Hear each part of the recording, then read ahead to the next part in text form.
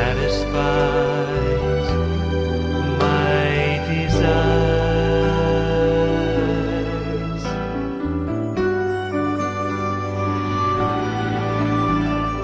Think about His love, think about His goodness, think about His grace that's brought us through. For as high as the heavens above, so great is the measure of our Father's love. Great is the measure of our Father's love.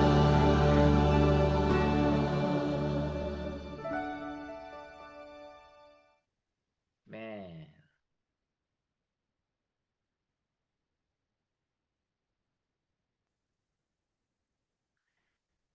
Magandang gabi po muli. Tayo po ay magpapatuloy sa ating Bible study on Nathanael. Natalakay natin nung nakaraan.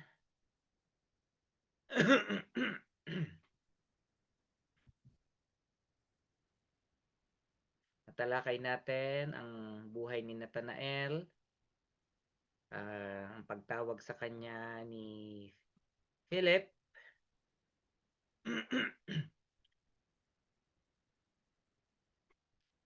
ang kanyang pangalan sa ibang sa lista ng mga disciples ay Bartholomew, which means son of Ptolemy or Ptolemy. Ang Nathanael ay nangangahulugan ng God has given or gift of God. Siya ay galing sa town of Cana in Galilee, John chapter 21 verse 2. At natalakay natin ang kanyang pag-ibig sa kasulatan. Marami siyang alam sa kasulatan. Hindi siya baguhan, siya ay bihasa sa kasulatan. Kaya kaya ang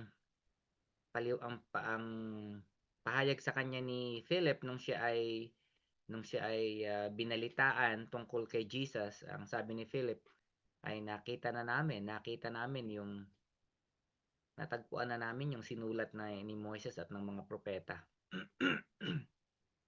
At alam ito ni Nathanael. At dito rin nakita natin yung kanyang prejudice daw, sabi ni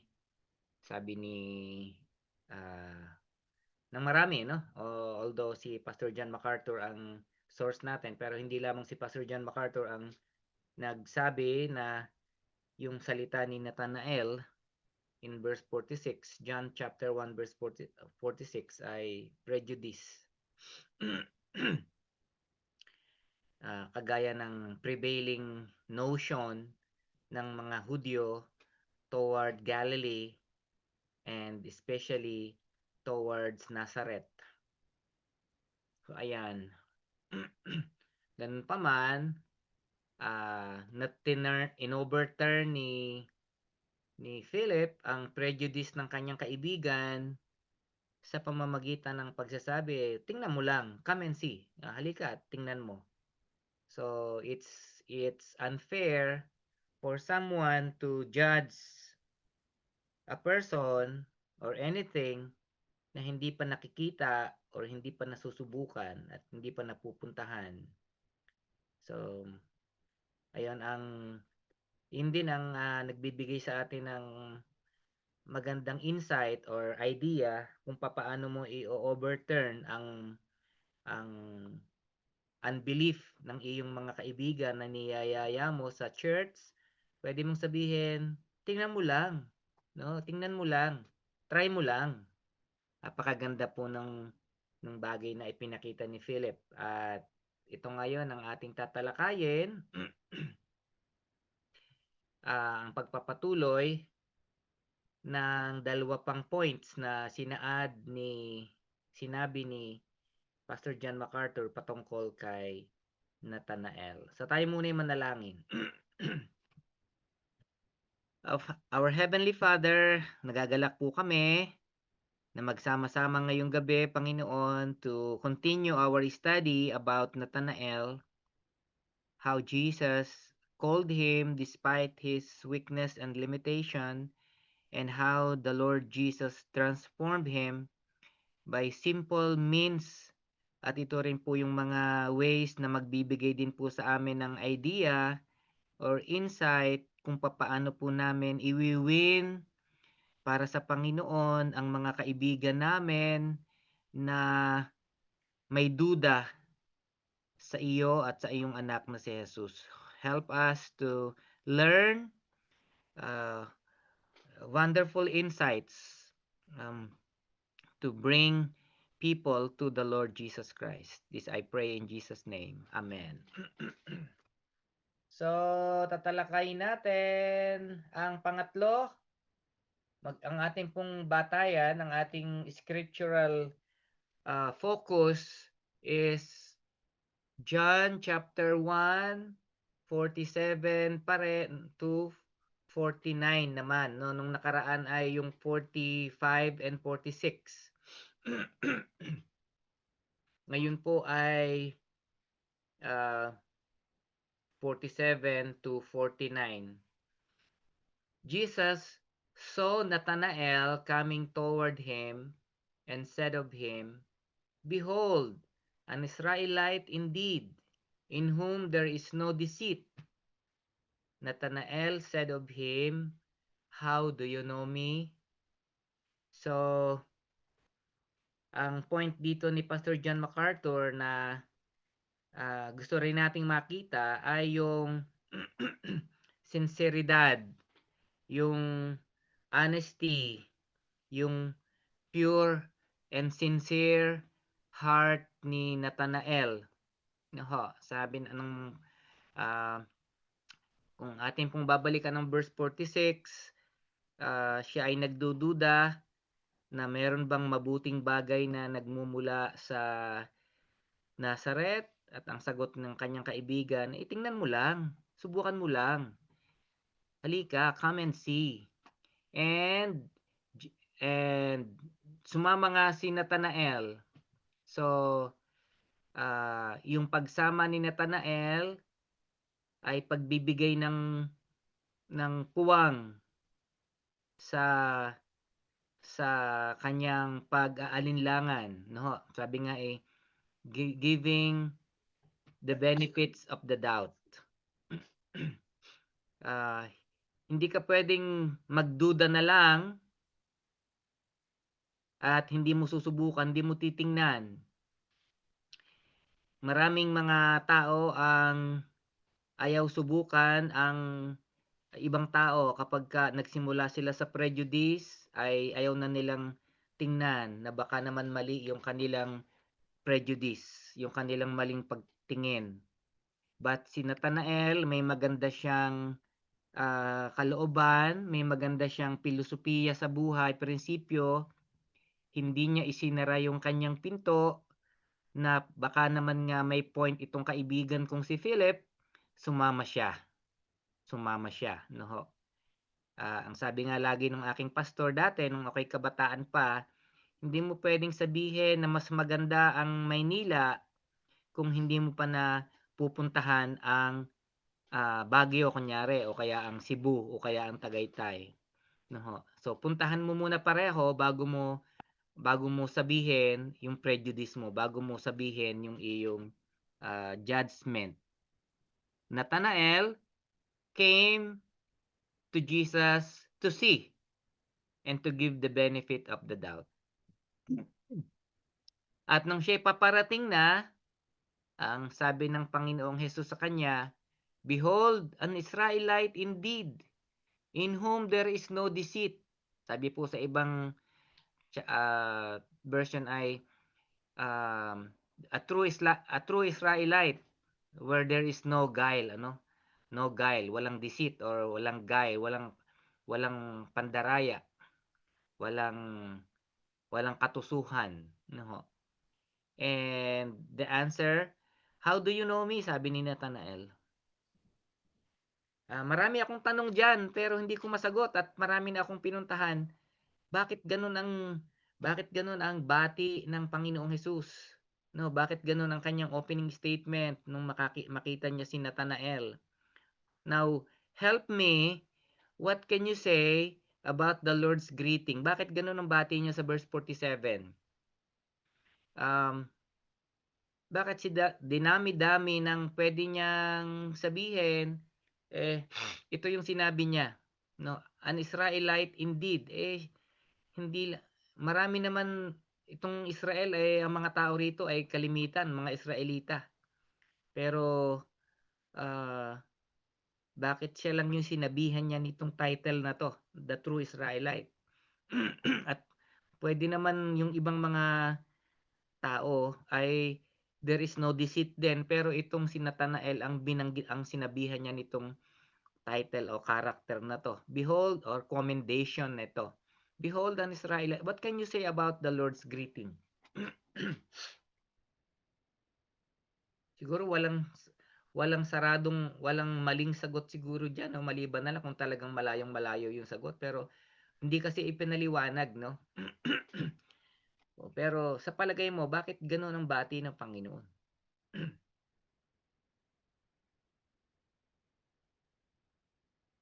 Magandang gabi po sa mga ngayon lang nakapasok, hindi ko pa nabati.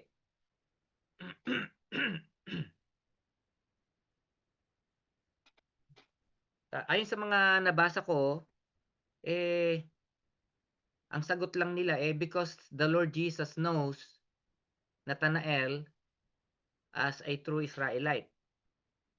Um, Hindi pa rin nito na-satisfy yung aking question, but ta's ipinaliwanag nila yung sinabi ni Pablo na hindi lahat ng taga-Israel or nasa Israel ay Israel nga. Pero si Nathanael ay a true Israelite. At ang pagkikilanlan o ang identification daw ng pagiging true Israelite ay pag daw siya ay walang deceit. So yun yung kanilang explanation. Pero hindi hindi ako satisfied kasi ang dami ngang iba na hindi naman niya sinabihan ng ganyan, pero si Nathanael lang yung sinabihan niya. Baka meron kayong ibang idea na mas logical dun sa aking inisip. Okay, kung wala, ipalagay natin na yun na talaga yung sagot, ano ho, na talagang ito talaga yung pagkakilala ng Panginoon kay Nathanael, na ito talaga siya, a true Israelite, na wala talagang deceit sa kanyang buhay.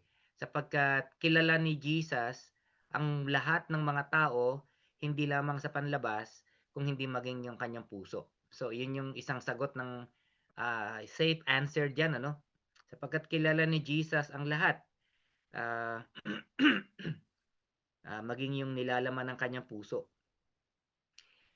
At isa pang point ko diyan, maaaring ito ang isang paraan ni Jesus upang pukawin ang atensyon ni Nathanael, sapagkat alam niyang si Nathanael ay nag-aalinlangan na merong isang mabuting bagay na magmumula sa Nazareth. So when he comes, this is his choice way to greet Nathanael. Parang naalala ko nung in-approach ng Panginoong Hesus ang babaeng Samaritana sa John chapter 4, na sinabi ng Panginoong Hesus, simple lang, sabi niya, pwede bang makiinom? And then from that point ay nagsimula na niyang i-share ang tungkol sa spring of living water.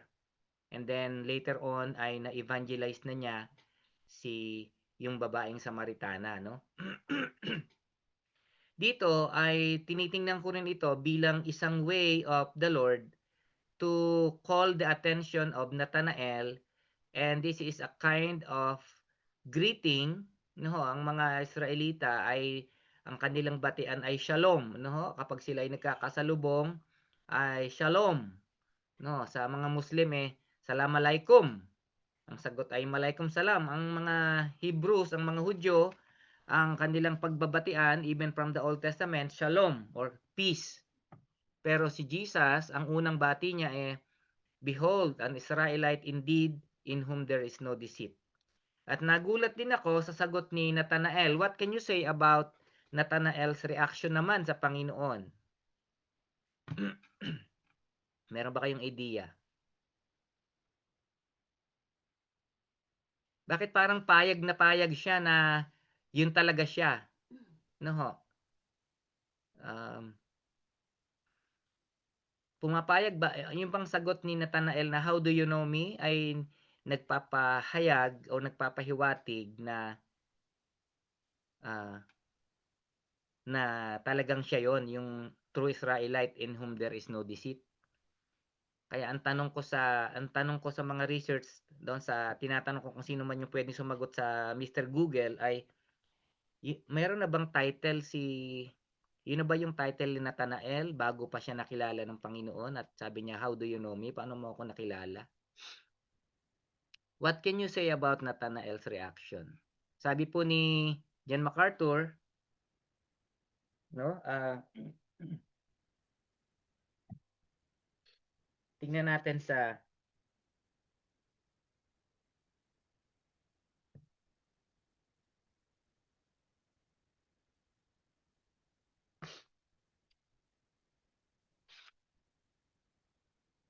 saan po yan? Page 143.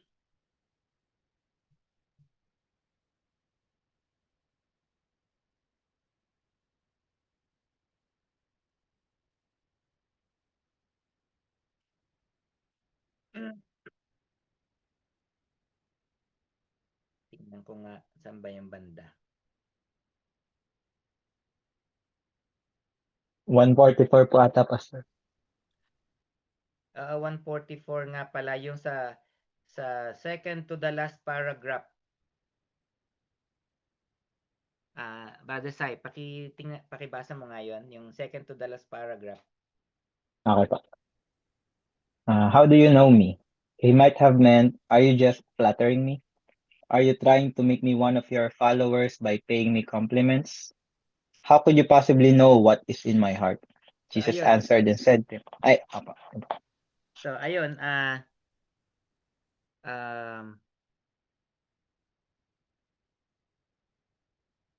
for me, there are two possible answers why the Lord Jesus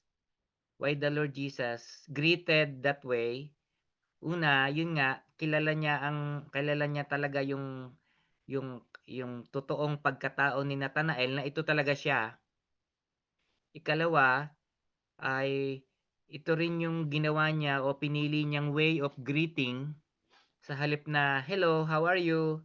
Or dahil first time nila mag-meet or shalom, ay ito yung pinili niyang way to greet Nathanael and also to call his attention. Pero yung reaction or yung response ni Nathanael, how do you know me? Ay baka daw ang ibig sabihin are you just flattering me? Are you just flattering me? How do you know me? Parang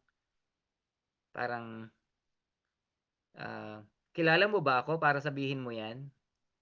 Parang ganon. Are you just flattering me? Or how do you know me? Kasi first time nila itong encounter. So, ganun pa man, ay ipinahayag talaga ni Jesus ang sinseridad ni Nathanael. Hindi siya nagpa-flatter. Ang Panginoong Hesus ay never magpa-flatter kasi ang flattery ay isang form of sa atin parang common yung flattery, no? Pero may mga way ng flattery na form o parang isang way to deception yon or lie. Ang Panginoon ay hindi pa siya nagpakita ng flattery dito sa kanya sa mga items in the book o sa mga pages in the book of the Bible. So para sa akin, hindi siya flattery kung hindi ito talaga si Nathanael at ito yung way to greet, ito yung ginawa niyang way to greet him to call his attention. Now, ang unang basa natin diyan sa How Do You Know Me, parang tinanggap ni Nathanael yung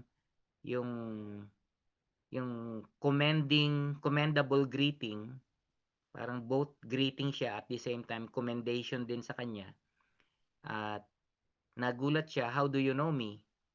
Pero hindi pa yon ang totoong ikinagulat ni Nathanael. Ganun pa man, ipinapakita niya rito yung sincerity niya. So hindi siya pwedeng magsinungaling. Hindi niya itinanggi sapagkat alam niyang ito talaga yung kanyang puso. May mga pagkakataon na may nangangaral sa atin o may kumakausap sa atin na sinabi yung ating situation, sinabi yung ating nararamdaman, at minsan hindi natin maikaila na kahit hindi mo sabihin, ay oo nga, ganyan nga ako, ay nararamdaman, totoo yung sinasabi niya tungkol sa akin. Parang ganon, no? Punta tayo sa pangalawa. Verse 48 pa rin, second part, hanggang verse 49. Jesus answered him, sabi ni Philip, sabi ni Nathanael, how do you know me? At sumagot ang Panginoon, before Philip called you, when you were under the fig tree, I saw you. And then Nathanael declared, Rabbi, you are the Son of God. You are the King of Israel. Anong napansin nyo? Ito yung ang topic dito ni Pastor John MacArthur ay yung kanyang eager faith. Yung kanyang eager faith, no? Mamaya siguro i-establish natin bakit ito yung title niya dito sa part na to. Sapagkat talagang bigla siyang sumampalataya. Okay. Nagsabay na yung dalawang question. Di ko na naitago yung pangalawang question.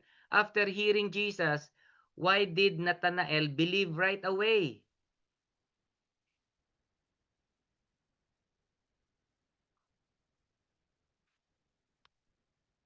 Pastor, parang na-feel po ni Nathanael yung omniscience ni Lord. Yun na din po yung nakalagay dito sa book naman. Oo. Dali lang ha. Sa akin, Apo. itatago lang yung para hindi agad mag-agaw ng hindi mang-agaw ng attention.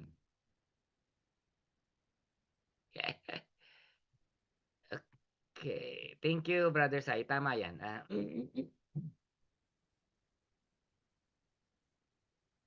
Ayan. After hearing Jesus, why did Nathanael believe right away? Yes, ang sagot ni Brother Sai, nakita niya kasi yung omniscience. Paano mo nasabi, Brother Sai, na ipinakita ni Jesus yung kanyang omniscience?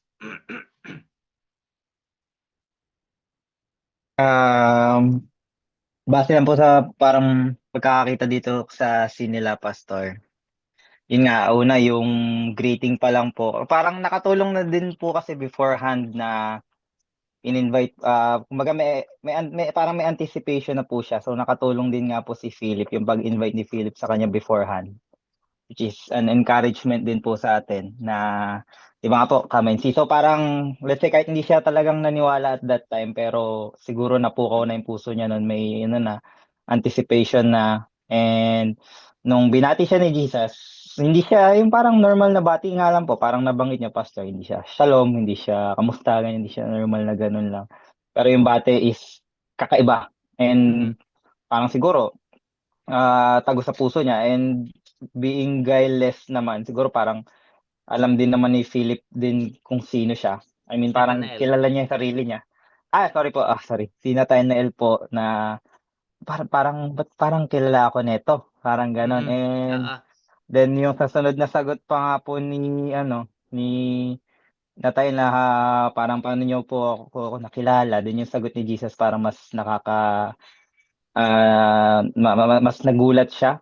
Kasi parang, before Philip called you when you were under the fig tree, I saw you. So, nabasa ko lang din po kanina dito na, kasi at that time, Yung mga normal na bahay lang daw po ng mga Hebrews, ng mga tao is maliit lang and nandun na lahat. So pati yung kitchen nandun na daw. And si Nathanael is yun nga dahil seeker siya, mahilig siyang scholar din and mahilig siya magbasa. And kung sa loob ka nun magbabasa, usually pag nagluluto, mainit parang ganun. So, and at that time, common din na may mga fig tree sa tabi ng bahay na nagiging silungan. So, parang bilang isang scholar, seeker, ganyan, mahilig magbasa ng libro, pag nabanggit ni Jesus na yan, siguro, Pastor, parang ano mo rin talaga, ay, omniscient to, hindi to basta sino lang, parang ganun po. So, napaniwala din siya. Okay, okay. Thank you so much. Napakarami ng magagandang insights na nabanggit mo sa iyong sagot at nakakatuwa yan. Yan ang ating sunod na papag-usapan yung isa pang yung nabanggit mo kanina, yung anticipation dahil na share ni Philip. And salamat na nabasa mo yung part na yon na yung cultural ano ng mga Hebrews ng mga Hudyo ng time na yon, yung kanilang bahay, yung usual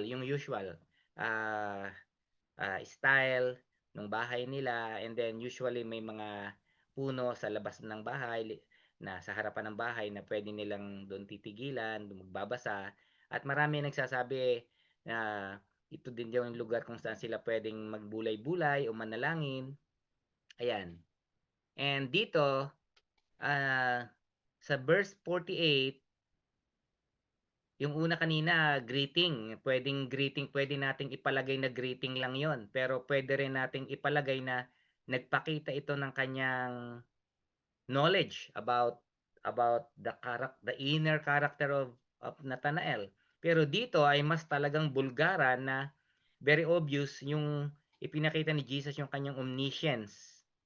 Yung omniscience po ay yung pagkaalam niya sa lahat ng bagay, no? Kahit hindi niya nakikita, kahit malayo. Dito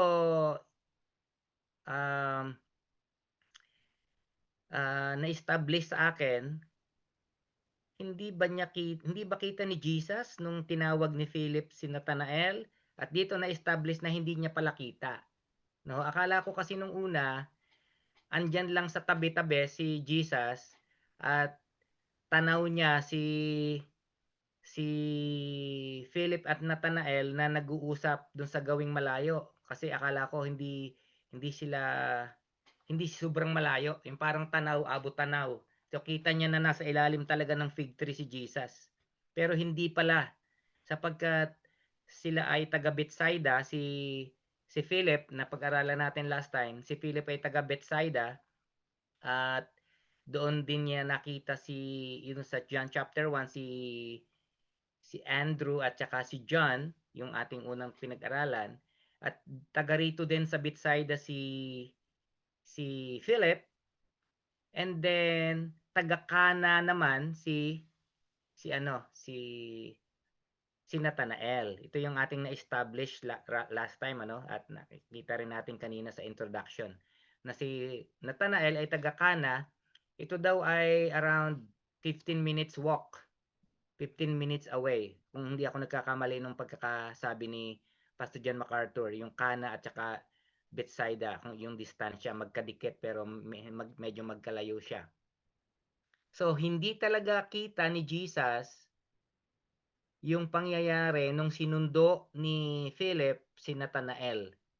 Kaya nagulat talaga si Nathanael na wala ka naman doon, bakit mo nalaman na tinawag ako ni Philip nung ako'y nasa ilalim ng fig tree? Na paano mo nakita? So omniscience, no, yung na realize ni Nathanael na itong kaharap niya talagang binanggit niya kung sino ako, at ngayon nalaman niya pa kung saan ako nakaupo nung tinawag ako ni Philip.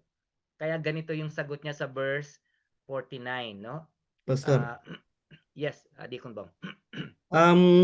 Parang nagkaroon tayo ng Bible study yata or prayer meeting na tinalakay mo to. At naging isa sa question ko, parang ang babaw ng Pastor, ng naging tugon ni Philip. Nakita kita sa ilalim ng fig tree. Tapos, ikaw nga palang anak ng Diyos. Parang, di ba naging question ko sa iyo nun, bakit parang ang babaw ng ng pangyayaring yon. After that, nagbasa-basa ako and then i-share ko lang pastor Yes, yes. may nabasa ako kung tama pakakaintindi ko na itong sinabi ni Jesus kay Nathaniel is symbolic. Yung you were under the fig tree sa Jewish culture pala, ang ibig sabihin nun is prayer or nagme-meditate kasi yun yung usually ginagawa ng mga ng mga Jews. So parang ang ibig daw sabihin ni Jesus, nakita kita nung nagpe-pray, nakita ko yung meditation mo. Parang ganun ang pagkakaintindi ni Nathaniel. Hindi lang about physical location kasi parang ang babaw talaga nun. Okay. So so medyo mas malalim pa na symbol na ibig sabihin yung under the fig tree. Symbolic daw 'yan. Okay. So that's Mag, yun yung sabi nung may ibang dagdag po nabasa. ako, Pastor. Yes, Sister Larnie. Thank you, I Deacon think Bong. I agree with Deacon Bong, Kuya Pastor. It's not about like very physical na nakita niya exactly. I think si Nathanael he agreed when Jesus said na nakita kita under the fig tree is yung pagkakita yung parang pagkaintindi ni Nathanael why he believed directly is it's not just about under the fig tree. Parang na-feel ni Nathanael na God sees everything what he was doing in secret or yung ginawa niya lahat. And then he believed sa sinabi ni Jesus na yung ganun. Po, Yeah, okay. Pastor. Salamat. Thank you for your insights. And yeah, nagpakita ito ng omniscience. So hindi lamang pwede nating isipin nga na hindi lamang yung physical na nakita niya physically under the fig tree kung hindi maging yung kanyang ginagawa. Ang sabi naman ni Pastor John MacArthur kasi usually yung under the fig tree ito yung lugar kung saan meditate, nagbabasa, nagbubulay-bulay, nagpi-pray ang ang mga faithful Jews nung panahon na yan. Isa yung part yun ng kanilang spiritual or religious culture. Ganun pa man, tama yan. Posible yan, no? Posible lahat yung sinabi niya. Sapagkat yun ang dahilan kung bakit ganun na lamang ang pagsampalataya ni Nathanael sa Panginoon right after saying this. Ngayon, bukod dun sa faith na talagang ibinigay kaagad ni Nathanael right after hearing Jesus, ano yung napansin nyo dun sa verse 49 dun sa remark ni Nathanael patungkol sa Panginoong Jesus? Rabbi, you are the Son of God. You are the King of Israel. Ano pong napansin nyo dyan sa remark na yan? Wala na yan sa book ni John MacArthur. Ito ay personal na natin na pag-discuss.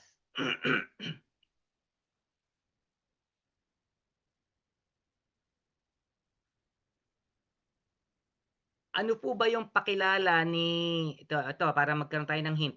Ano po ba yung pakilala ni Philip kay Nathanael kung sino si Jesus? Doon sa earlier verse.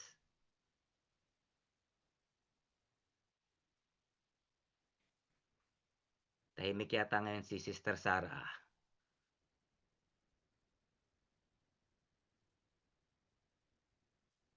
Brother Benji, kaya anong napansin mo diyan sa sa kanyang remark na yan? Si ano kaya? Si Madam JB. Anong napansin nyo? Ay, si Brother Rapi. Andito, Brother Rapi. Kabalik ka na ba? Thank you, Mami. Wala yata akong kausap Basta pasagot na lang po. Sige. It shows na ano po, Pastor, na parang scripturally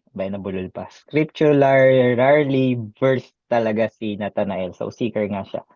Kasi, yun Oo. nga po, yung parang introduction ni Philip sa kanya, we have found, kumbaga nakita na namin yung mga nasa scripture, yung nasa mga prophecy ni Moses, kanya, or yung nasa scriptures, ganyan.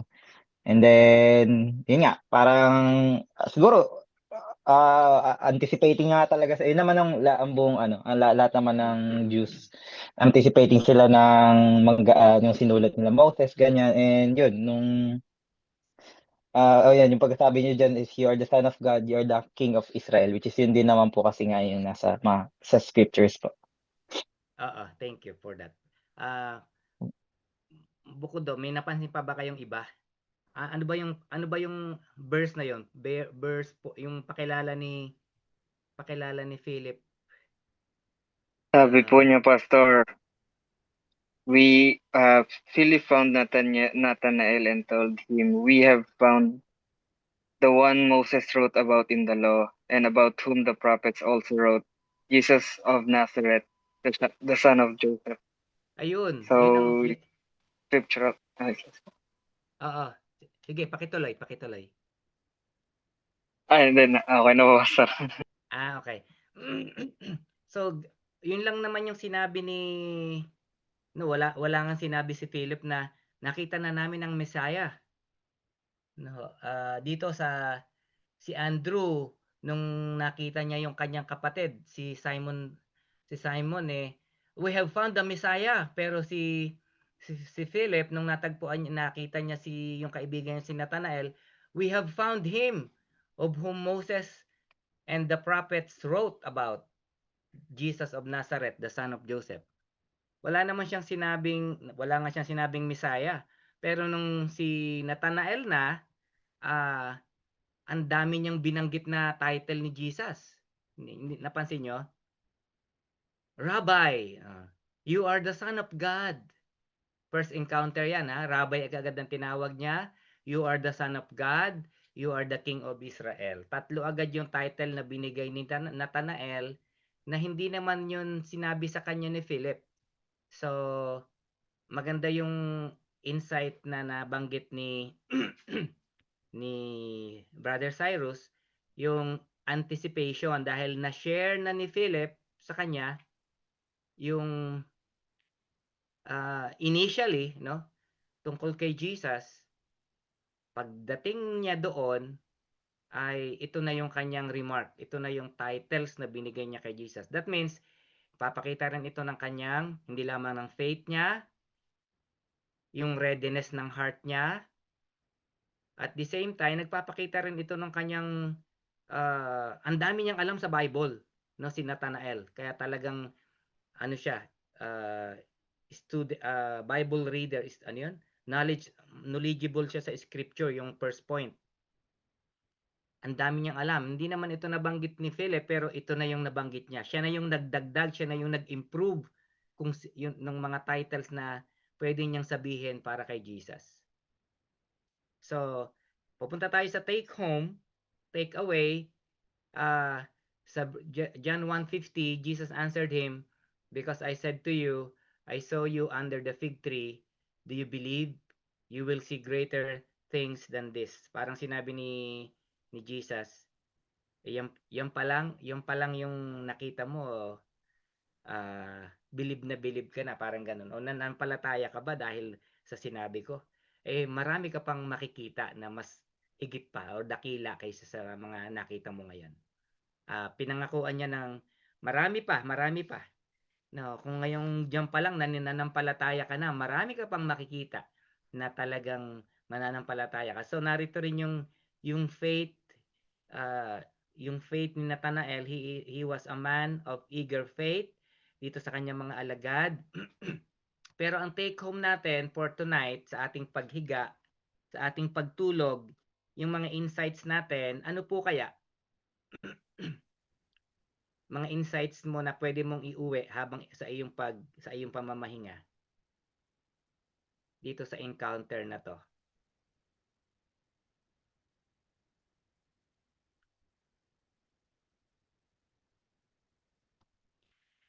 Para sa akin, nakita ko rito yung kahalagahan ng knowledge of the scripture para kay Nathanael. It prepares our hearts for God's revelation. Naho, pakibasa mo, Sister Sarah, para marinig ko yung boses mo, Matthew 13 verse 8. Matthew 13 verse 8.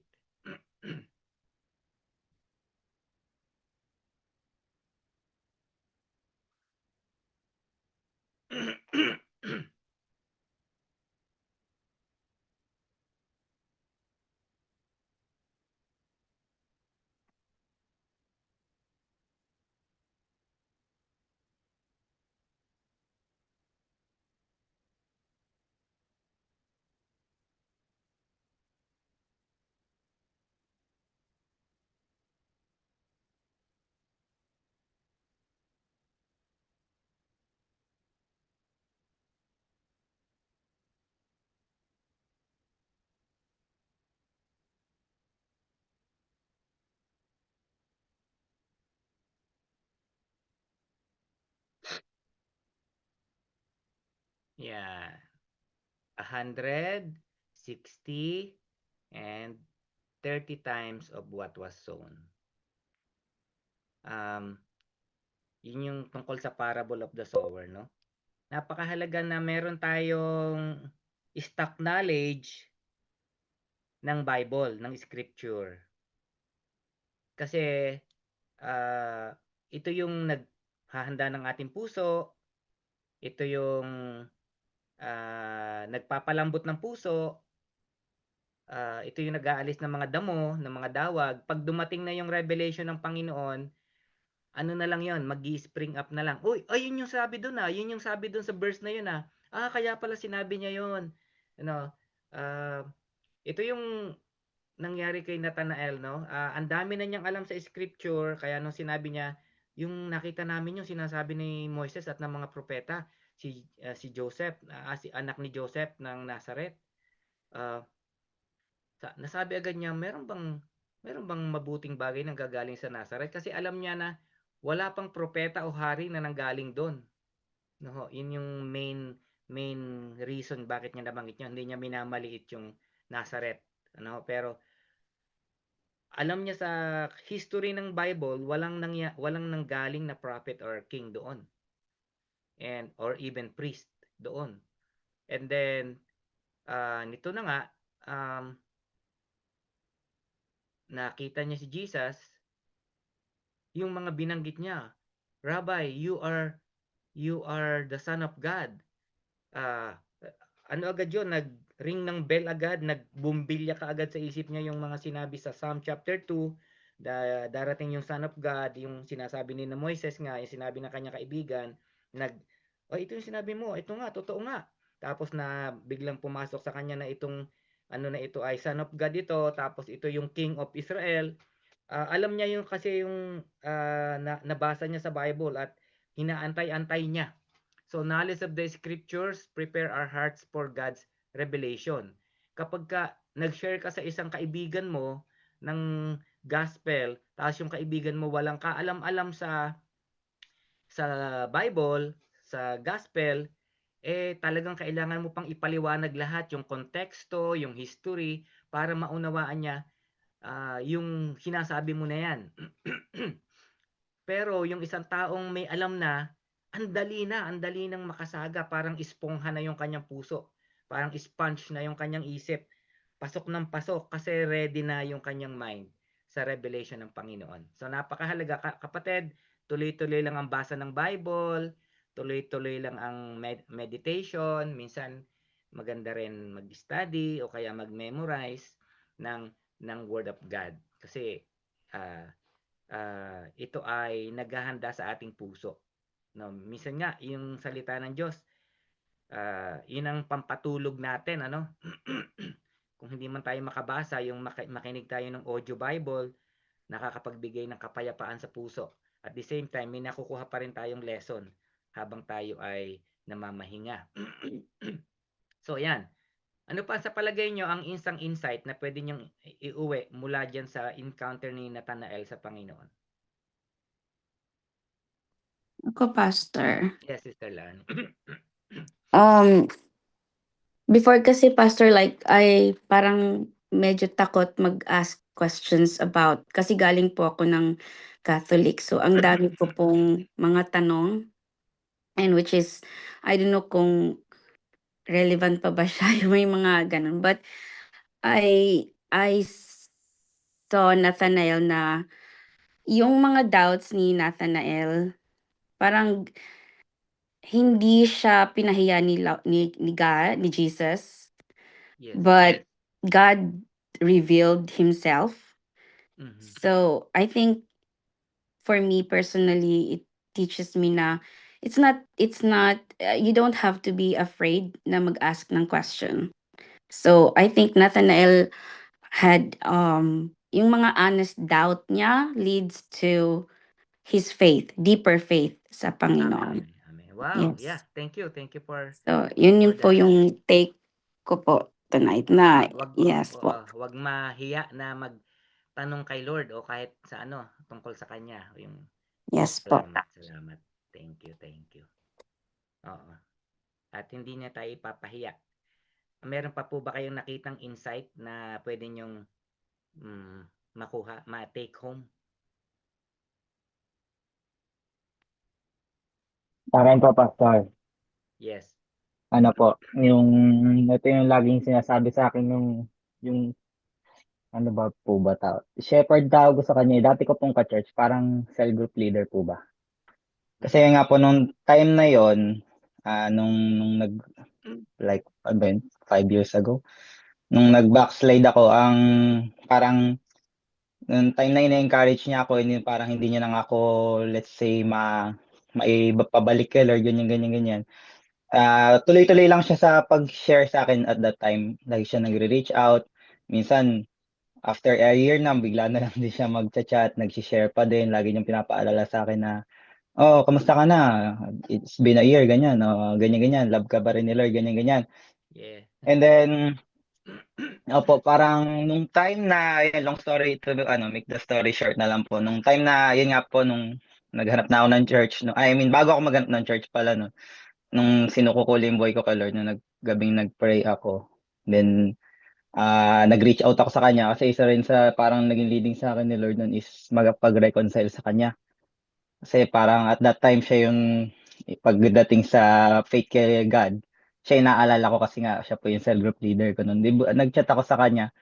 Talaga tuwan-tuwa siya. Ang lagi niyang sinasabi po nun, talagang totoo nga daw po ito yung lagi niya sinasabi na si Pedro ang nagtanim, si Juan ang nagdilig, pero in the end, si God ang nagpapalago ng faith. Ayun po yung nakikita ko dyan ngayon eh. And parang encouragement na lang din po sa atin na hindi natin need i-overthink. Ako yun kasi madalas sa akin, sa family ko lang or sa friends, hindi natin need i-overthink yung pag-share ng gospel or pag-point ng mga tao kay Jesus. Parang sa leading na lang din po ni Lord out of eagerness. Opo, maganda na we know the scriptures, mas madali nating ma-explain. Pero in the end, as long as nagpalit tayo kay Lord, na yung nakita ko sa shepherd ko po noon.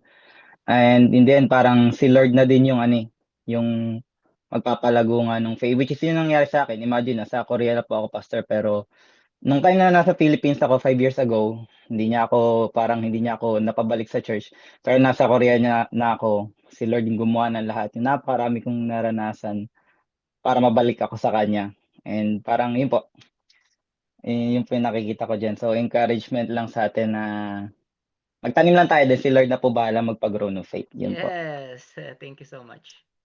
Thank you. And actually, ito yung second point ko eh. Second insight na na nakita ko rito. Yung first point ay sa part ni Nathanael. Si Nathanael kahit hindi pa siya kahit ano pa siya, empty pa yung ano niya sa knowledge niya tungkol kay Jesus. Ano lang siya, tanim siya ng tanim sa sarili niya ng salita ng Diyos. And then nung dumating na yung time, revelation na nung nag-reveal na si Jesus sa kanya, nag nagrema lahat yung kanyang mga nabasa sa scripture. Kaya nagsilabasan. Dito naman, nakita natin sa yung pangalawang point, Sa part naman ni Philip, na siguro kung ako si Philip, nagulat ako na, wow, mas marami siyang title na ibinigay kay Jesus. Ang sabi ko lang naman sa kanya, yung sinabi, wala akong binanggit na title na yung sinulat lang ni Moises at ng mga prophets, ni Moises ng mga prophets.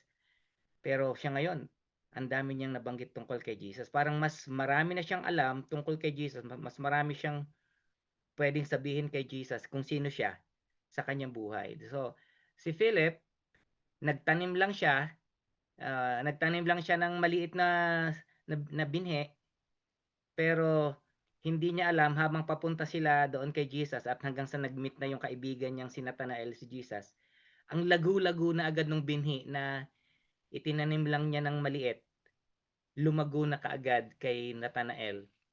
Ayun, so ang challenge at take home, tuloy-tuloy lang kayong magtanim,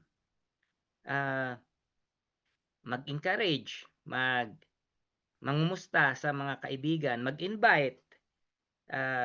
Wag niyong tuluyang kalimutan kung sakali mang nagda-doubt, kung sakali man katulad ni Nathanael, meron bang mabuting bagay mula sa Nazareth? So wag mong i-give up. No, balik-balikan, kumukumusta, plant lang ng plant ng seed. And baka hindi mo akalain isang araw namumunga na pala yung seed na maliit na seed lang na ang namumunga na ng tig-100, tig-6 na po, tig-30 po. At mas magaling pa sa akin tong aking na dati in-evangelize ko lang, ngayon mas marami nang alam sa akin mas marami ng pastor na pala, parang ganun. So tuloy-tuloy lang po ang pagpa-plant. Ito yung nangyari kay Philip at kay Nathanael. Yes, Mami Beng. Simple lang, pero parang paalala na I also believe Jesus saw me. Yes? Paano mo, paki-explain nga na nakita ka ni Jesus? Saw you under the pity. Do you believe? I believe also Jesus saw me. Yeah. By faith, I know. That the Lord saw you before you came to Him, before you met Him. Yes. So, ayan, hanggang dito na lang po yung ating topic. If you want to share more, you can share a bit more. Meron pa tayong 5 minutes. Kung sino po ang gusto mag-share. Do you believe that Jesus saw you even before you came to Him? Yes. At tuloy-tuloy lang ang pagtatanim. At tuloy-tuloy lang din ang pagbasa ng word. Okay, kung wala na kayong reaction or response, tayo ay magko-close na. Hilingin natin si Deacon Tonet to close us in prayer. Magpipray na po ba? Yes. Ay po, lahat ay manalangin. Panginoon, marami pong salamat sa inyo pong salita sa gabing ito. Salamat po, O Lord, sa inyong pagsama. Salamat po, Panginoon, sa inyong mga revelation sa bawat isa po sa amin. Salamat din po sa patuloy na kalakasan na nagmumula sa iyong salita, Panginoon, pag-asa at tunay na karunungan na nagmumula po, Panginoon, sa iyong mga salita. Lord, may you continue to bless Pastor Art and his family, Lord, sa kanya pong patuloy na masipag na pagbabahagi ng iyong salita sa bawat isang kapatiran na patuloy na naglalaan ng oras, Panginoon, bagamat may iba-iba pong mga trabaho at mga pangkabuhayan na inaabalan, Panginoon. Salamat po, O Diyos, sa patuloy na buhay ng bawat isa, Panginoon. Sa gabi pong ito, O Lord, we pray na ang iyong pag-iingat sa amin at maayos na pamamahinga ang iyong pong ipagkaloob, Panginoon. Muli sa gabing ito, wala po kami ibang tinataas at pinasasalamatan kundi ang iyong pangalan lamang, Panginoon. Salamat po sa pangalan ni Jesus. Amen. Maraming salamat sa inyo. Salamat po. Good night.